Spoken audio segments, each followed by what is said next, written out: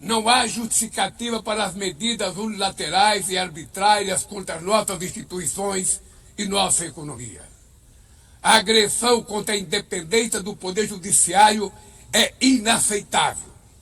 Essa ingerência em assuntos internos conta com o auxílio de uma extrema-direita subserviente e saudosa de antigas hegemonias. Falsos patriotas arquitetam e promovem publicamente ações contra o Brasil. Não há pacificação com impunidade. Há poucos dias, e pela primeira vez em 525 anos de nossa história, um ex-chefe de Estado foi condenado por atentar contra o Estado Democrático de Direito. Foi investigado, indiciado e julgado, e responsabilizado pelos seus atos em um processo minucioso. Teve amplo direito de defesa, prerrogativa que as ditaduras negam às suas vítimas. Diante dos olhos do mundo, o Brasil deu um recado a todos os candidatos autocratas e àqueles que os apoiam. Nossa democracia e nossa soberania são inegociáveis.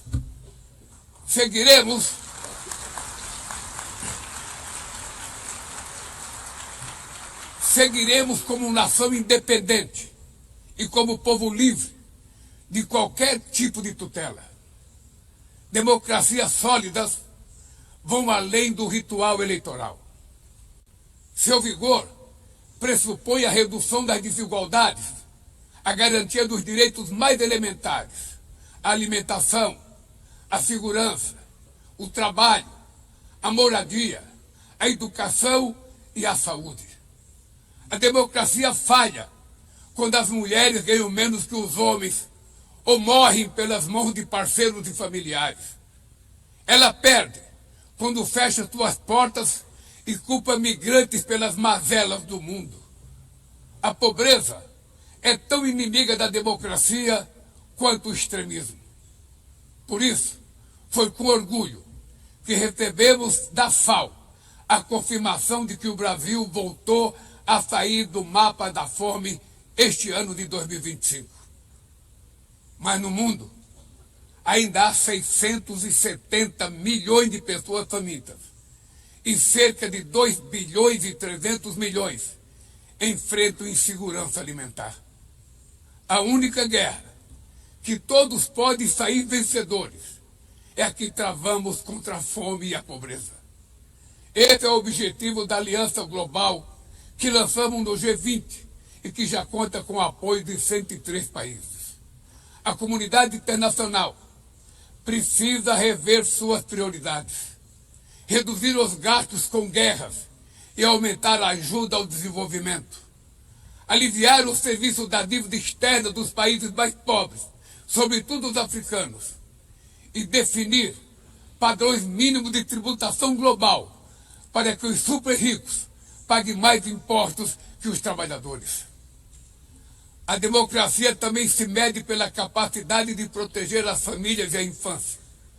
As plataformas digitais trazem possibilidade de nos aproximar como jamais havíamos imaginado, mas têm sido usadas para semear intolerância, misoginia, xenofobia e desinformação. A internet não pode ser terra sem lei. Cabe ao poder público proteger os mais vulneráveis. Regular não é restringir a liberdade de expressão, é garantir que o que já é ilegal no mundo real seja tratado assim também no ambiente digital, no ambiente virtual. Ataques à regulação servem para encobrir interesses escusos e dar guarida a crimes como fraudes, tráfico de pessoas, pedofilia e investidas contra a democracia. O parlamento brasileiro, corretamente, apressou-se em abordar esse problema. Com orgulho, promulguei na última semana uma das leis mais avançadas do mundo para a proteção de crianças e adolescentes na esfera digital. Também enviamos ao Congresso Nacional projeto de lei para fomentar a concorrência nos mercados digitais e para incentivar a instalação de data centers sustentáveis. Para mitigar os riscos da inteligência artificial, apostamos na construção de uma governança multilateral em linha com o Pacto Digital Global aprovado neste plenário o ano passado. Senhoras e senhores, na América Latina e Caribe, vivemos um momento de crescente polarização e instabilidade. Manter a região como zona de paz sempre foi e é a nossa prioridade. Somos um continente livre de armas de destruição em massa, sem conflitos étnicos ou religiosos. É preocupante a equiparação entre a criminalidade e o terrorismo.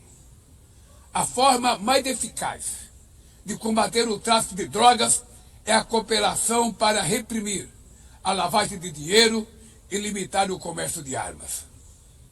Usar força letal em situações que não constituem conflitos armados equivale a executar pessoas sem julgamento. Outras partes do planeta já testemunharam intervenções que causaram danos maiores do que se pretendia evitar, com graves consequências humanitárias. A via do diálogo não deve estar fechada na Venezuela. O Haiti tem direito a um futuro livre de violência. E é inadmissível que Cuba seja listada como o país que patrocina o terrorismo. No conflito na Ucrânia,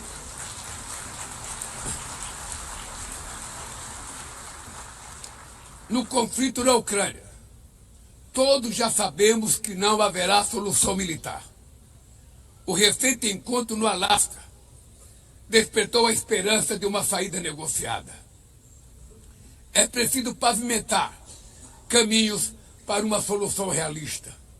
Isso implica levar em conta as legítimas preocupações de segurança de todas as partes. A Iniciativa Africana e o Grupo de Amigos da Paz, criado por China e Brasil, podem contribuir para promover o diálogo. Nenhuma situação é mais emblemática do que o uso desproporcional e ilegal da força do que a da Palestina. Os atentados terroristas perpetrados pelo Hamas são indefensáveis sob qualquer ângulo, mas nada, absolutamente nada, justifica o genocídio em curso em Gaza.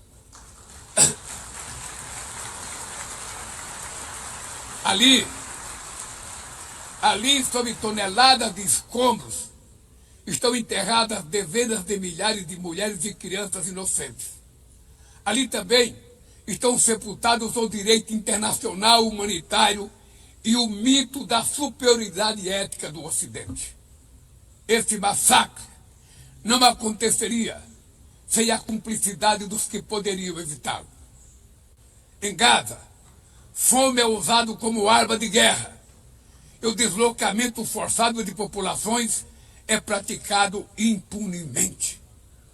Quero expressar minha admiração aos judeus que, dentro e fora de Israel, se opõem a esta punição coletiva. O povo palestino corre o risco de desaparecer. Só sobreviverá como um Estado independente integrado à comunidade internacional. Esta é a solução defendida por mais de 150 membros da ONU, reafirmada ontem aqui, nesse mesmo plenário, mas obstruída por um único veto. É lamentável que o presidente Mahmoud Abbas tenha sido impedido pelo país anfitrião de ocupar a bancada da Palestina nesse momento histórico.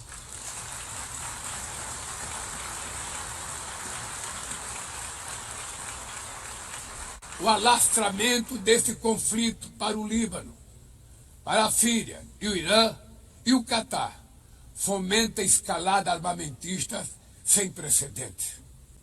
Senhoras presidentas, bombas e armas nucleares não vão nos proteger da crise climática.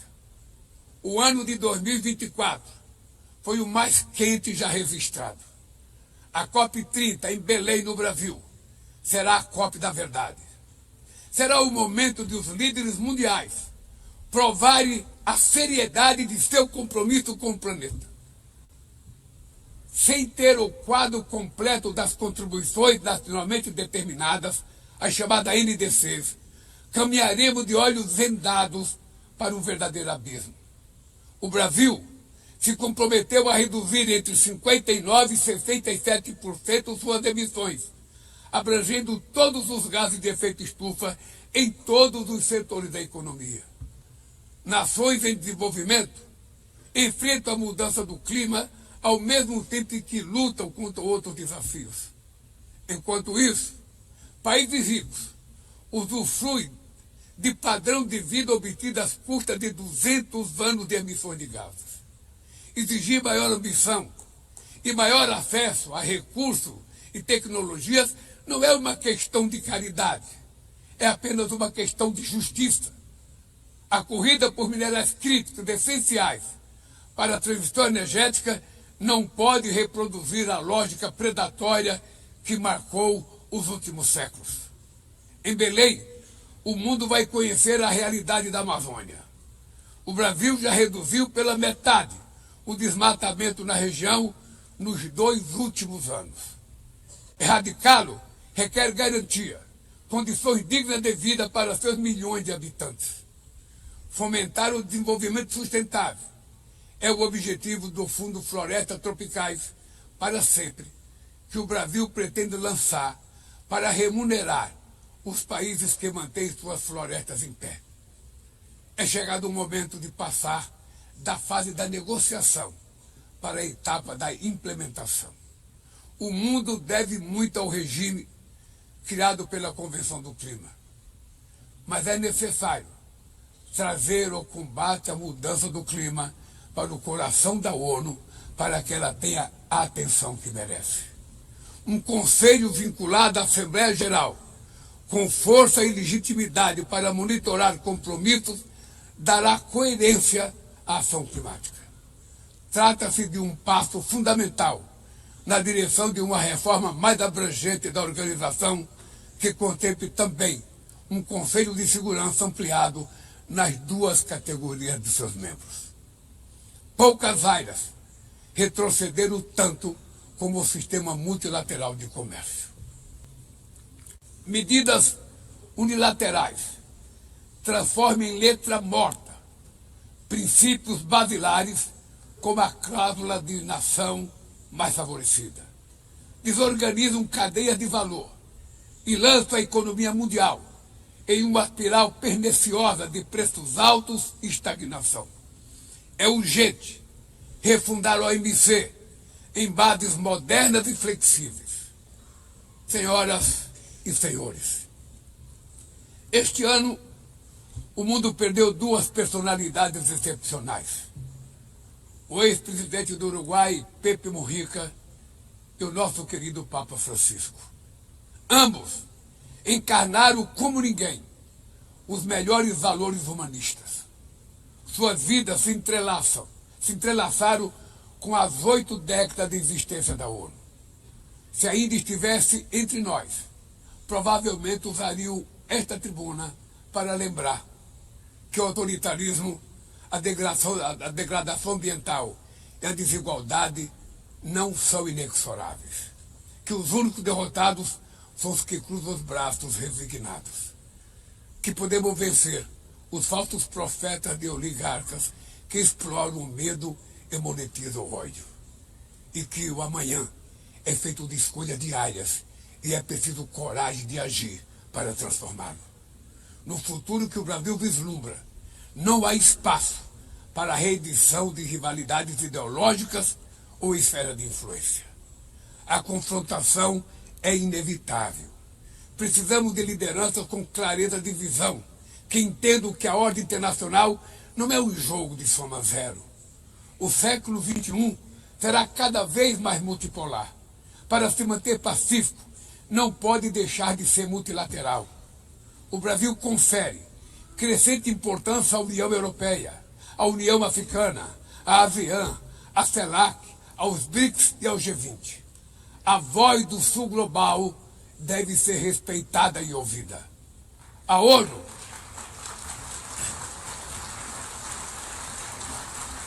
ONU tem hoje quase 4 vezes mais membros do que os 51 que estiveram na sua fundação. Nossa missão histórica é a de torná-la novamente portadora de esperanças e promotora da igualdade e da paz, do desenvolvimento sustentável e da diversidade e da tolerância. Que Deus nos abençoe a todos e muito obrigado.